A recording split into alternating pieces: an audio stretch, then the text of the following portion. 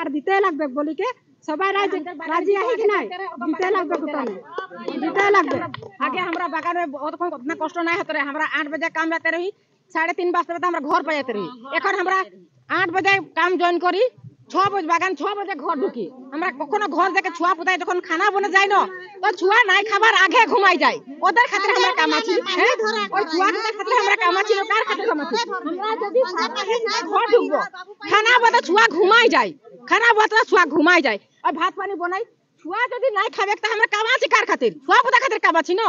হ্যাঁ इतना कष्ट हमरा আসে কাম से काम करते नहीं पारी।